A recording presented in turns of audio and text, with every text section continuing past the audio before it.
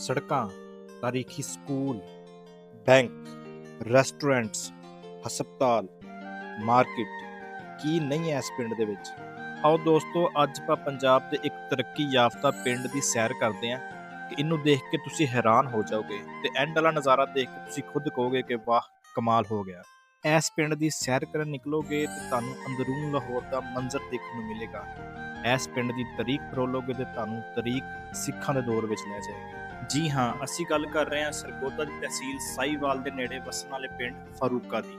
ਤੇ ਇਸ ਪਿੰਡ ਦੀ ਤਾਰੀਖ ਦੀ ਗਵਾਹੀ ਆਪਣੀ ਪੂਰੀ ਆਪੋ-ਤਾਪ ਦੇ ਨਾਲ ਖੜਾ ਹੋਇਆ 100 ਸਾਲਾ ਪੁਰਾਣਾ ਸਕੂਲ ਗਵਰਨਮੈਂਟ ਹਾਈ ਸਕੂਲ ਫਾਰੂਕਾ ਦੇ ਰਿਹਾ ਹੈ, ਜਿਹਦਾ ਪੁਰਾਣਾ ਨਾਮ ਖਾਲਸਾ ਹਾਈ ਸਕੂਲ ਫਾਰੂਕਾ ਹੁੰਦਾ ਸੀ। ਇਸ ਸਕੂਲ ਦੀ ਬੁਨਿਆਦ ਇੱਥੇ ਰਹਿਣ ਵਾਲੇ ਸਿੱਖਾਂ ਨੇ 1908 ਦੇ ਵਿੱਚ ਰੱਖੀ ਸੀ। ਉਹਨਾਂ ਨੂੰ ਇਸ ਸਕੂਲ ਦੇ ਨਾਲ ਇੰਨਾ ਲਗਾਓ ਸੀ ਕਿ ਬਟਵਾਰੇ ਤੋਂ ਬਾਅਦ ਵੀ ਉਹ ਇਸ ਸਕੂਲ ਨੂੰ ਭੁੱਲ ਨਾ ਸਕੇ ਤੇ ਬਟਵਾਰੇ ਤੋਂ ਬਾਅਦ ਇੰਡੀਅਨ ਪੰਜਾਬ ਅੰਬਾਲਾ ਦੇ ਵਿੱਚ ਜਾ ਕੇ ਵੀ ਉਹਨਾਂ ਨੇ ਬਿਲਕੁਲ ਐਸੇ ਨਾਮ ਦਾ ਇੱਕ ਸਕੂਲ ਬਣਾਇਆ ਜੋ ਕਿ ਅੱਜ ਵੀ ਮੌਜੂਦ ਹੈ। ਤੇ ਇਸ ਸਕੂਲ ਦੀ ਤਾਰੀਖ ਦੇ ਉੱਤੇ ਵੱਡੇ ਚੈਨਲਾਂ ਉੱਤੇ ਵੀ ਡਾਕੂਮੈਂਟਰੀ ਬਣ ਚੁੱਕੀ ਹੈ, ਜਿਹਦੇ ਵਿੱਚ ਦੋਵੇਂ ਸਕੂਲਾਂ ਨੂੰ ਦਿਖਾਇਆ ਗਿਆ ਹੈ, ਜਿੱਦਾਂ ਕਿ ਆਹ ਡਾਕੂਮੈਂਟਰੀ BBC ਦੀ ਵੀ ਤੁਸੀਂ ਦੇਖ ਸਕਦੇ ਹੋ।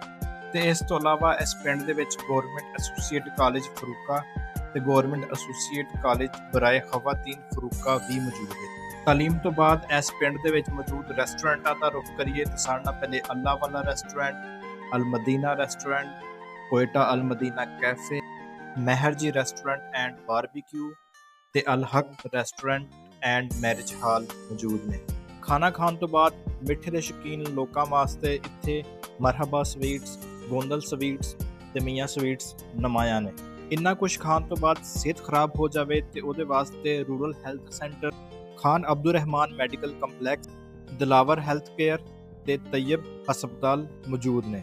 ਇਸ ਤੋਂ ਇਲਾਵਾ ਇੰਨੇ ਅੱਛੇ ਪਿੰਡ ਦਾ ਮਾਹੌਲ ਖਰਾਬ ਕਰਨ ਵਾਲਿਆਂ ਵਾਸਤੇ ਇੱਕ ਚੌਕੀ ਵੀ ਮੌਜੂਦ ਹੈ, ਜਿਹੜੀ ਕਿ ਹਰ ਵਕਤ ਚਾਕੂ ਚੌਬੰਦ ਹੈ।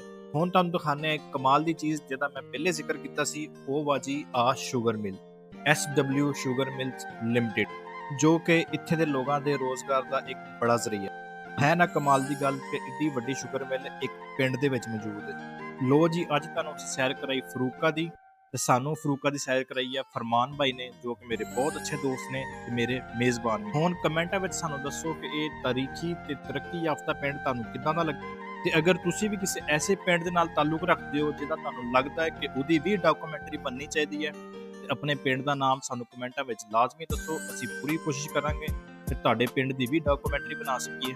ਤੇ ਹੁਣ ਮੈਨੂੰ ਦਿਓ ਇਜਾਜ਼ਤ ਤੇ